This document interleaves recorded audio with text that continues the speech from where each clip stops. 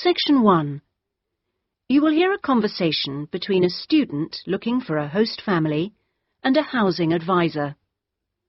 First, you have some time to look at questions 1 to 5.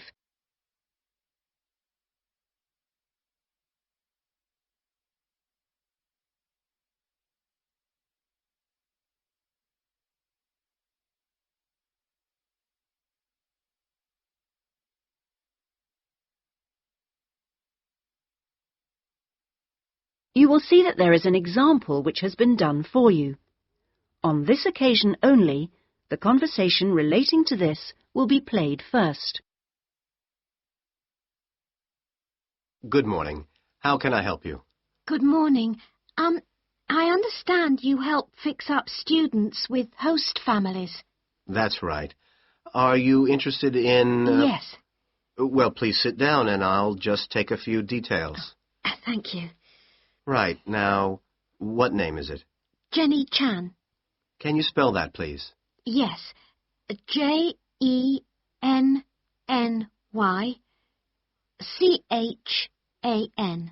Right. And what is your present address? The student's name is Jenny Chan, so Jenny Chan has been written on the form. Now we shall begin. You should answer the questions as you listen, because you will not hear the recording a second time. Listen carefully and answer questions 1 to 5. Good morning. How can I help you? Good morning. I understand you help fix up students with host families. That's right. Are you interested in... Yes. Well, please sit down and I'll just take a few details. Thank you. Right. Now, what name is it? Jenny Chan. Can you spell that, please? Yes. Jenny-Chan.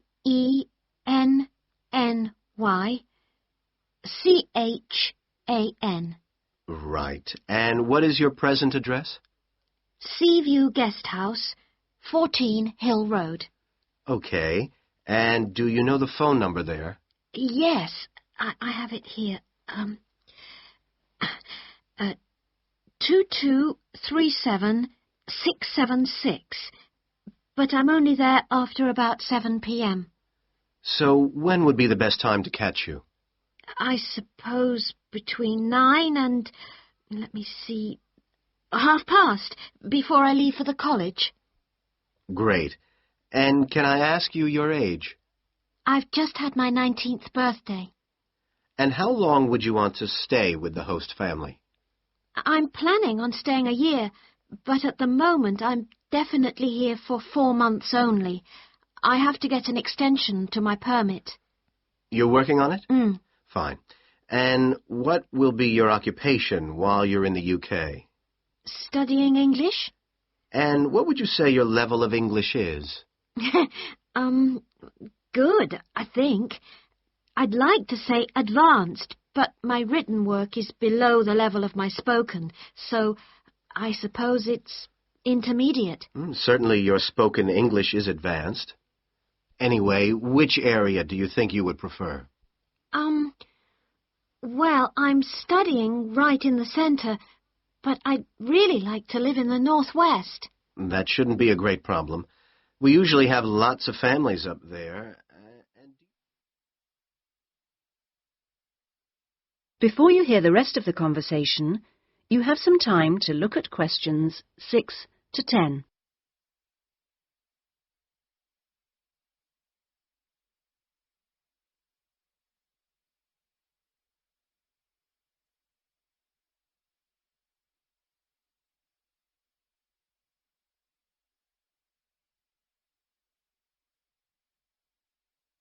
Now listen and answer questions 6 to 10. And do you have any particular requirements for diet? Well, I'm nearly a vegetarian. Not quite. Shall I say you are? It's probably easier that way. That would be best. Anything about your actual room? I would prefer my own facilities. En suite, is that right? Mm-hmm. And also, if it's possible, a TV. And I'd also like the house to have a real garden, rather than just a yard. Somewhere I could sit and be peaceful. Is that all? Well, I'm really serious about improving my English, so I'd prefer to be the only guest, if that's possible. No other guests. Yes, you get more practice that way. Anyway, obviously, all this is partly dependent on how much you're willing to pay. What did you have in mind? I was thinking in terms of about 60 to 80 pounds a week, but I'd go up to 100 if it was something special. Well, I don't think we'd have any problems finding something for you. Oh, good. And when would you want it for? I'd like to move in approximately 2 weeks. Let me see, it's the 10th today, so if we go for the Monday, it's the 23rd of March. Yes. Right. Good, and if I could ask one last question. That is the end of section 1. You now have half a minute to check your answers.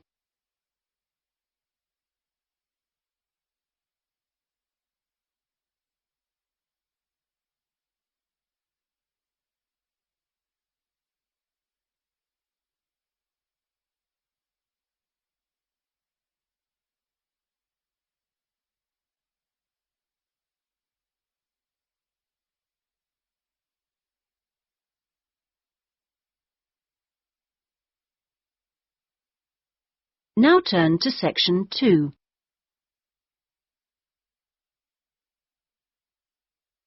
Section 2. You will hear a speech by an official at a meeting of a local football club at the start of a new football season. First, you have some time to look at questions 11 to 17.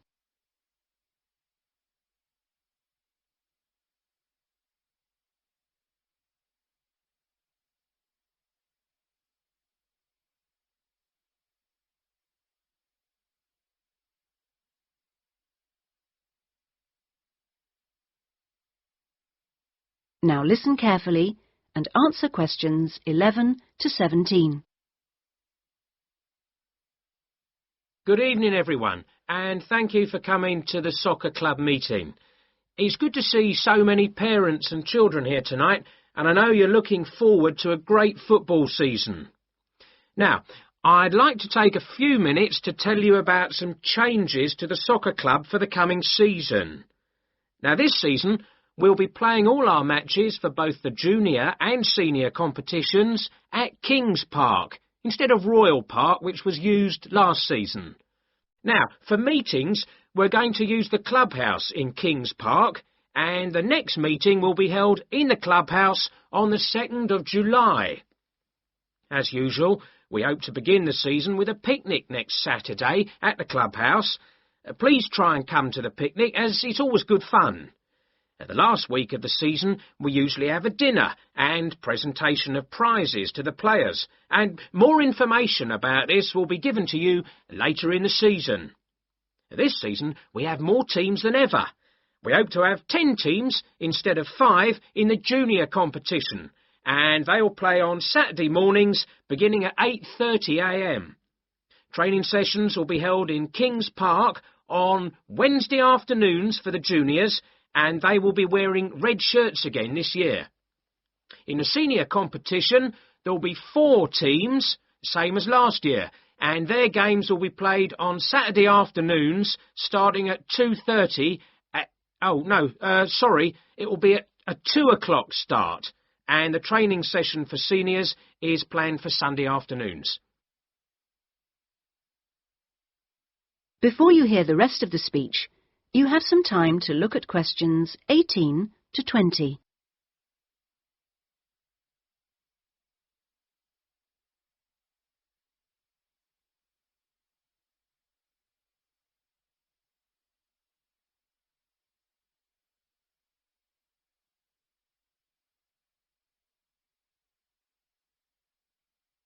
Now listen and answer questions 18 to 20. Now, I'd like to introduce you to the new committee for the soccer club for this season.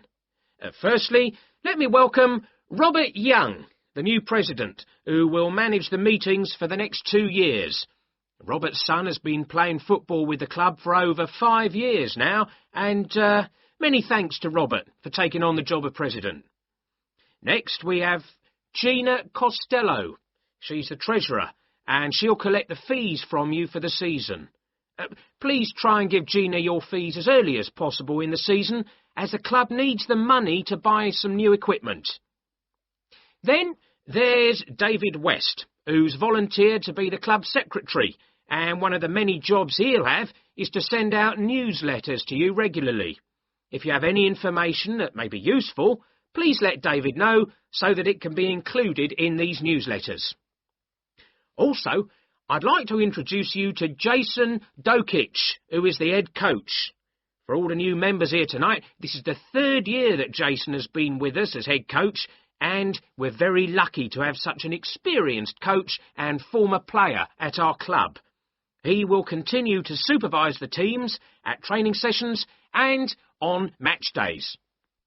Now, before we finish and have some refreshments, does anyone have any questions they'd like to ask the new committee? That is the end of section 2. You now have half a minute to check your answers.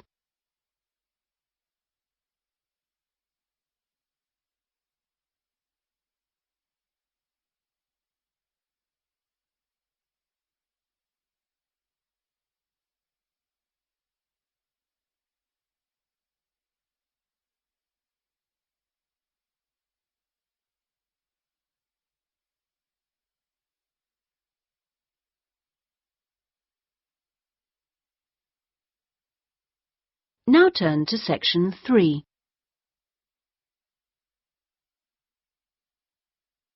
Section 3. You will hear a tutor and 2 students discussing a business case study. First, you have some time to look at questions 21 to 24.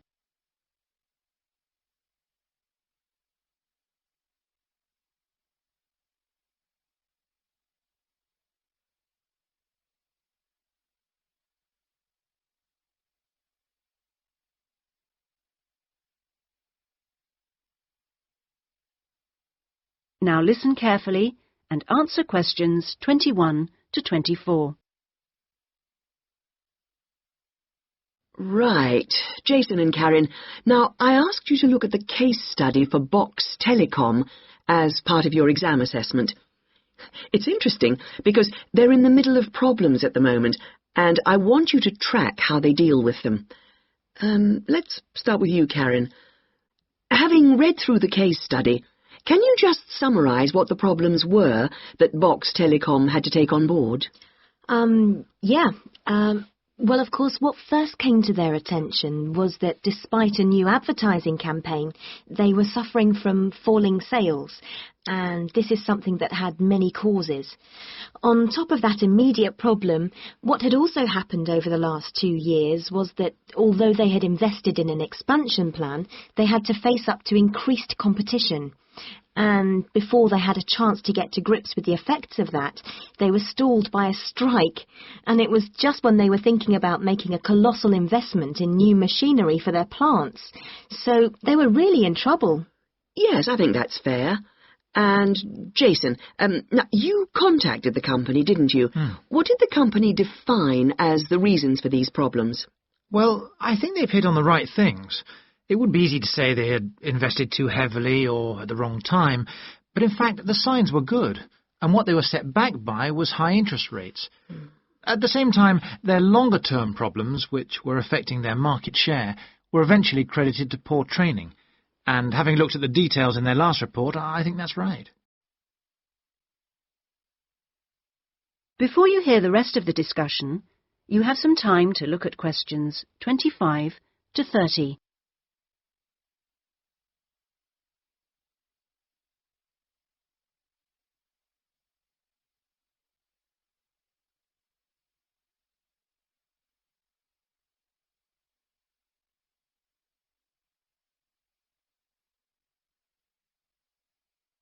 Now listen and answer questions 25 to 30.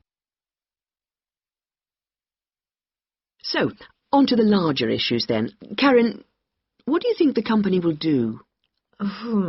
Well, obviously they have the choice of accepting the very favourable terms that another company, KMG plc, have given them to buy them out. That would mean creating a new company with a new image. Or they could decide on a bolder move and offer some new shares if they wanted. But I think they're much more cautious than that and expect they will start trying to find individuals who'd be prepared to back them with some of the capital they need. Well, you mustn't always assume that dramatic problems require dramatic solutions. Sometimes there's a simple fix, such as changing the guy at the top. If they truly are cautious, then I suspect they will seek to shut down some of their shops.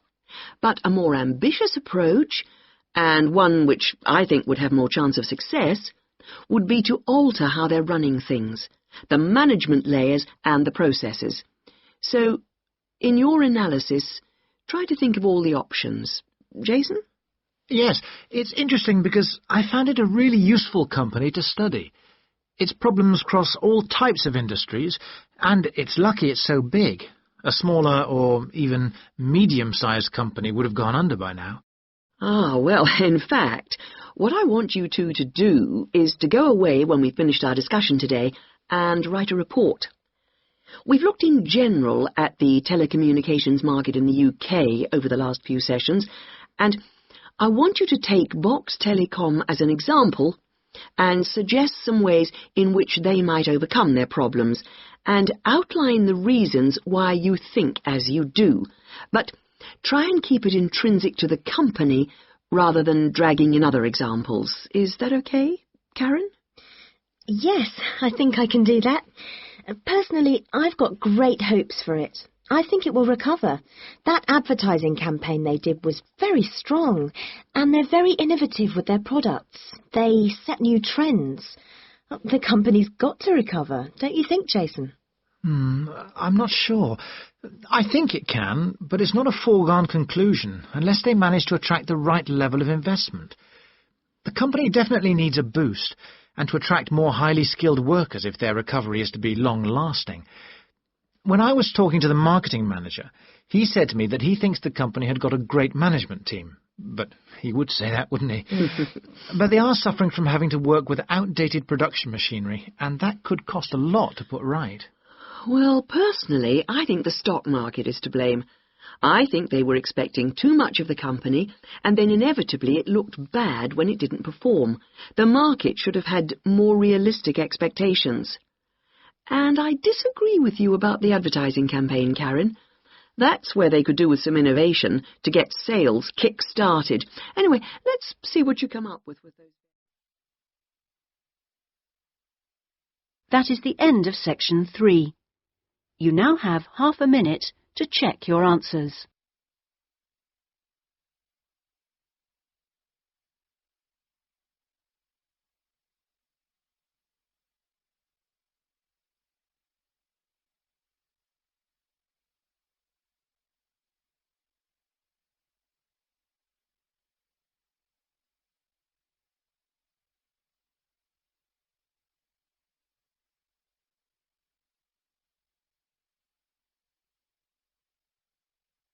Now turn to section 4.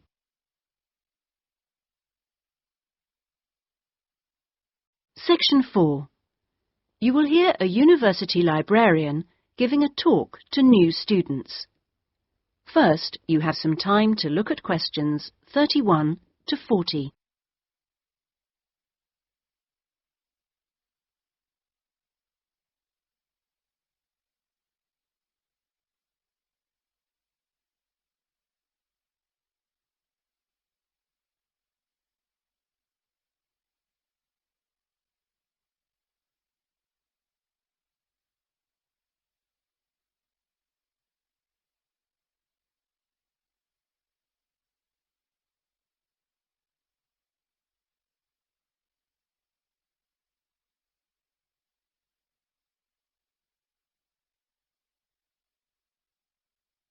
Now listen carefully and answer questions 31 to 40. OK, are you all settled? Well, first of all, welcome to Cardiff University. I'm here to explain what we can offer you. Now, as a new student at the university, you will probably need some sort of guidance to help you to use the library effectively to study and research.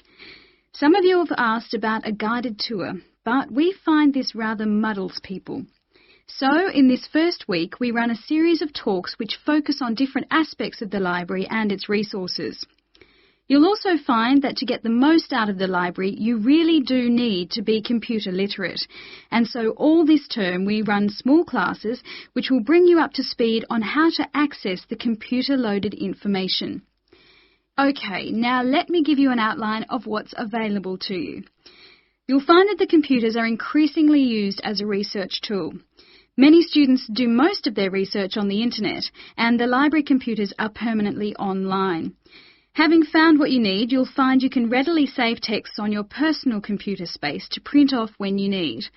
You might think that it is the fastest way to get information, but the links can be slow. Clearly, you can find lots on there, but much of it is useless information, as it is from highly debatable sources, so be critical. You'll also find that the library has loaded several CD-ROMs onto the computers from specialist reference sources, such as the MLA.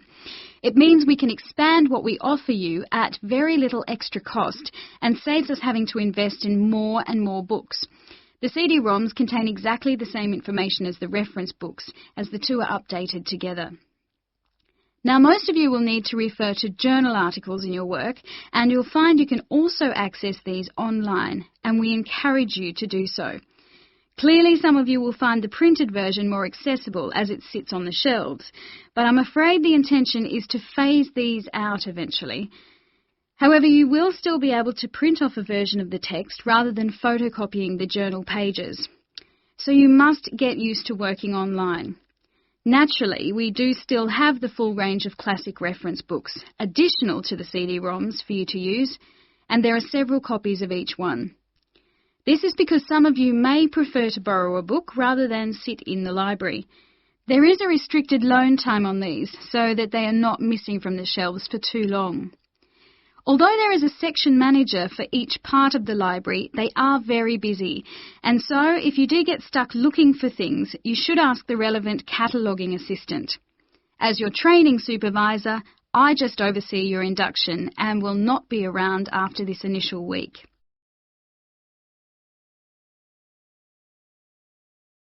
Some of you may be interested to know that the library is offering specialised training sessions on writing a dissertation. Obviously, this is not relevant to those of you who are undergraduates. It is just for postgraduates. Your department will discuss the planning stage of the dissertation, i.e. what you're going to do with you, and we will focus on the structure of it. However, the training will also include some time on the computers. I realise most of you know how to organise files, but we can show you the different ways to run data programs. Your tutors will tell you at the outset how to set out the chapters they require, but you will need to ask them how they would like you to organise the bibliography, because it varies depending on your subject area. When you've got something together, the trainer here will look through the draft version for you to see if it's okay. And one final point, for those of you who have registered from abroad, we can offer individual sessions on dissertations if you feel you need them. If you require language lessons, then they are available from the International Centre next to the Law Department. That is the end of section 4. You now have half a minute to check your answers.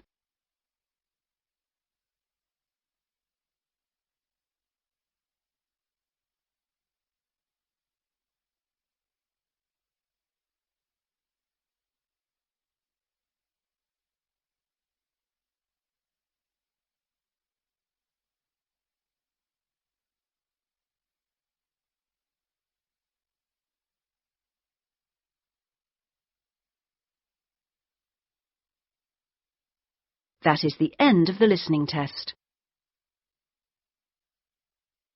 In the Ielts test, you would now have 10 minutes to transfer your answers to the listening answer sheet.